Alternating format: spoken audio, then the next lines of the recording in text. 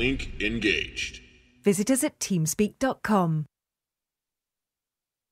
Welcome back to the TL Open number 16, sponsored yet again by TeamSpeak. Big shout out to them. And again, TLO, I don't know if you remembered, we're going to have a big event tomorrow. Root Cats is going to be on TL Attack. Everyone tune in tomorrow afternoon, and that's going to be commentated by myself, Chill, and I'm going to be joined by Day 9, and I think that's one of his first trips over to TL Attack, so I'm excited to see what he can do to keep the questions flowing and distract Cats. Absolutely, and we will get to the roots of what really happened at Amoshi. How long have you been saving that one? Come on, that wasn't hard. It was fantastic. So here we are, Shakura's Plateau, and whoa, they've spawned. Okay, so this is new Shakura's Plateau, so we've got to switch from the TL Open old version. They used to play, you know, the original Blizzard version, and only allowed cross positions, but looks like TL Open number 16 throwing the rules on its head. We've now got bottom positions on the new map. Either that or the admin screwed up. No! But no! No, of course not. No, it's actually the real. And it's the correct map, and it is I think it's a much better map like that. Anyways, I hate backdoors. Like TBC was so retarded. Let's just be honest. Pushing through there into the main almost every second game. That was not pretty to watch. Kura is one of my favorite maps. Even though some people say it's kind of boring because it's more or less a funnel going from left to right. Right. I think there are a lot of things you can do. If you break down all the rocks, you can go around a lot of places, you can do a lot of drops. And I just like that it almost always develops in a long, interesting game instead of a cheese, because it is so easy to defend your second base and kind of nice and easy to get your third base as well. So it offers a lot of diversity. Yeah, and while it is a funnel from left to right, it's not like it's a two-building funnel or anything like that. There are a lot of opportunities to flank through where the third base is around these back doors. A lot of opportunity for that, and we see a lot of drops on this map just because the armies are typically going to be sitting in the middle, so that really makes it more of a dynamic map. We see here HwangSin is continuing with Captain standard play here. He's got a cybernetic score going up. Probably going to drop that Stalker, going to have just enough chrono boost in 1 second to chrono that out, and he's not doing any of it. It's gonna going for the Nexus again. Getting a Stalker after it once again. I think that's a really nice build, I like it a lot. Rush distance on Shakura's Plateau pretty long, but not the longest map. Major, however, not going to respond with any sort of aggression, instead taking his own command center here, doing yet again the gasless expansion and dropping that double refinery again. We're going to be a little different from what we've seen before, going with the 2 barracks follow-up. Literally being active on the map with the 4 Marines, seeing the Stalker going in that might actually be a little bit dangerous. The Stalker is going to get a lot of scouting if he dares to go in there, which he doesn't, because you actually don't expect units to be out there at this point. TLO, I think you're like 40 seconds ahead yet again. Oh, damn it, once again. He's really excited to get into the games. I need to get used to that. It's the first time for me doing it like that. He's like a running partner. He's like, let's go for a nice jog, and he just starts sprinting ahead of you. It's like, come on, man. You just gotta talk twice as fast, man. Alright, so here we go. The Stalker's hitting it. Well, looks like the Stalker is going to be... Oh my god! And now we've caught up to the point TLO was looking at. The Stalker getting isolated by those Marines. Gonna get chased over, to run around, and 2 Stalkers out here. This should be able to do some damage if HwangSin is able to micro it perfectly, but he's already lost the shields on those Stalkers, so that's a position where you feel a little bit uncomfortable. Oh my god, 1 Stalker taken out. That is a fairly big deal here in the early game when there's only 1 production facility, 1 gateway, warp gate not complete, but Major not going to push forward. He's going to take his victory, take his spoils back to the main base. Now with his expansion set up, he looks well to continue into the mid game. And now I can join you. Talking about the game once again, my apologies. As I said, that is the first time doing that for me.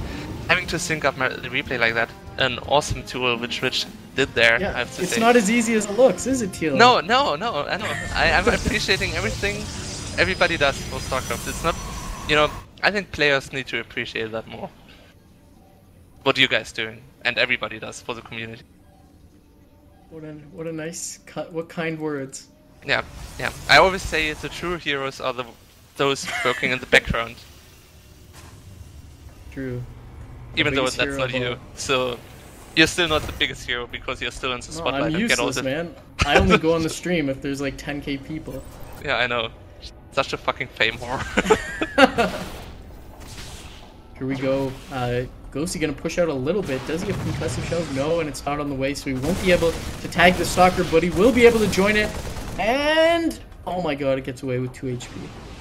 It's gonna get away because once again, concussive shell is not being researched, but can he actually swing around? No, he's gonna be trapped and doomed to... Oh wow. No! Wait. What is going on? These are the friendliest units. Yeah, they're like dancing around, not caring. Come on, he's so damaged and injured, just let him live. Major being a little bit... Oh, I mean, I guess he has a watchtower, so he can be active on the map like that, but not daring to go up there anyways, because why risk your entire army for one Stalker? Major in his natural actually has 5 SCVs on his refinery, so a little bit of a mistake there, and that is something, you know, if you have these solid timings, which depend on hitting certain timings, or you have these certain builds that depend on hitting certain timings, little things like that can throw you off, where you start to wonder, why do I always feel like I'm a little bit behind? So I'll be checking that all game to see if he notices. Absolutely, that is always a terrible feeling when you actually find out, oh, that's why nothing is working at all. Yeah. But at least then it's fixed, but still 5 SCVs on the refinery. Hope he's gonna fix it eventually. Especially during the ghost build he is doing, it really relies a lot on pinpoint timings. For example, Blaster Claws is out on the map now, which is a nice counter to the ghost build, but considering everything it should be a few seconds faster, and now it's gonna be difficult because the second Colossus is gonna be there in time to reinforce soon. Here we go, SCV moving forward to allow the Ghost the opportunity to EMP. Look at the spread that HwangSin has here, and that's going to drive back sixjax.MajOr. He knows that he can't move in there. That's just a trap waiting to happen, so he's going to pull back. Let's see how he responds. If he's going to take a quick third base, or you know, one of the other options like moving towards faster tech. He does have that engineering base, so getting the +1 upgrade.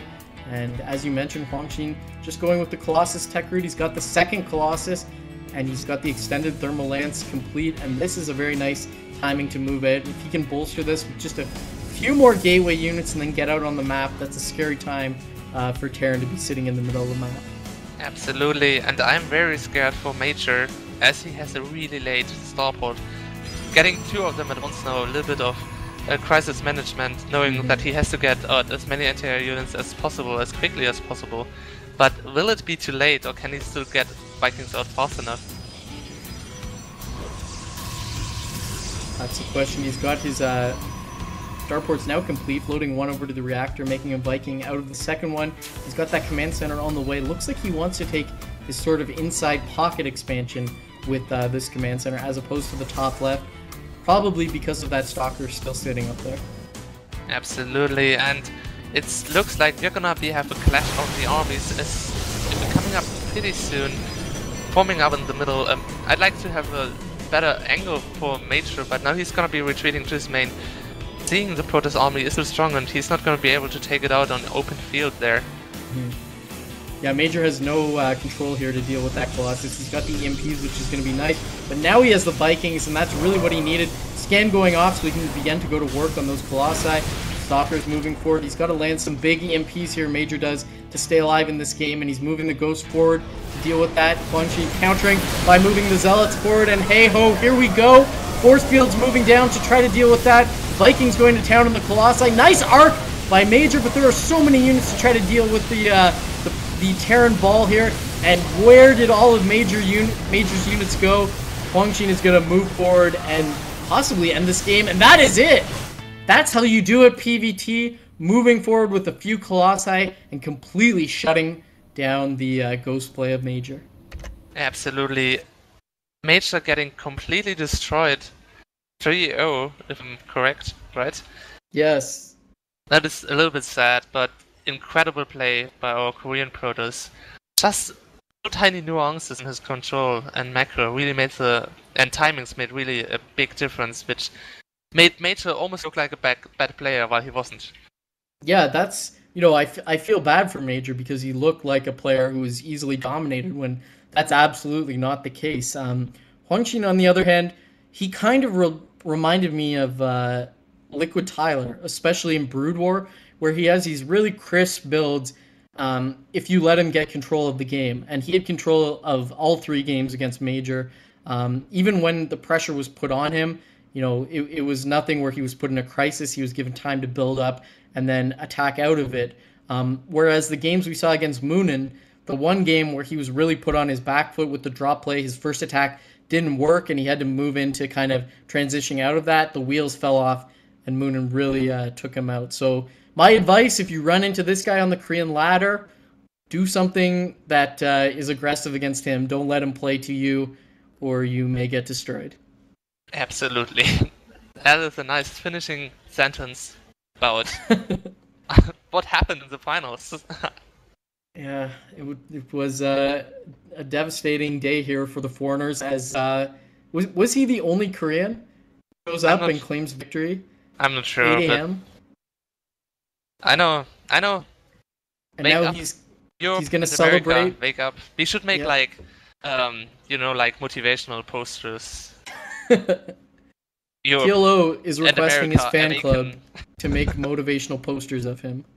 No, not of me, but for Europe and America. That's what he said. He said he needs them for motivation. I need them. I'm always so down and depressed. I've seen pictures, TLO. I know that's a blatant lie. Oh, it's just a big mask I put on social. Wow. I'm just crying myself to bed every single day. Yeah. Okay, so I think that's it. TLO, any final shoutouts that you want to say here or plug anything?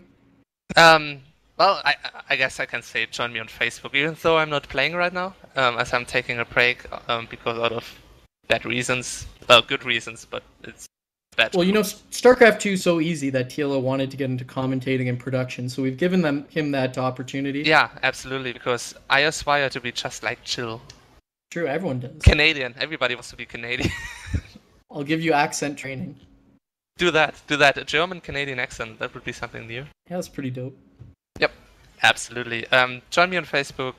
Just search for The Little One or Facebook/DarioTLO, my first name plus my nickname. And I'll be doing a lot of commentary soon, I hope, as I don't really have anything else to do. So I want to give a big thanks to every one of our referees who are here working tirelessly to make sure the TL Open runs well. Give a big thanks to Hotbit and Rich who ran the stream. They always do great work there. Rich working behind the scenes. Hotbit working as a third-generation observer very well. They'll be joining us tomorrow as part of TL Attack, so I'd like to extend the opportunity for everyone to get in TL Attack tomorrow. You'll have the chance to play against Root Cats if you're quick on the stream and quick with your hands. And I think that's going to be it. Shout out to the winner today, HwangSin out of Korea. He's going to be able to take home $100, which buys you 100 bottles of soju in Korea. So look That's for a lot of alcohol. Yeah, look for one drunken man roaming the streets of Seoul at 9 a.m. And I think that's going to be it for today. TL Open is going to be coming back fast and furious. So keep your eyes posted at teamliquid.net, and we'll see you next time. See ya, guys.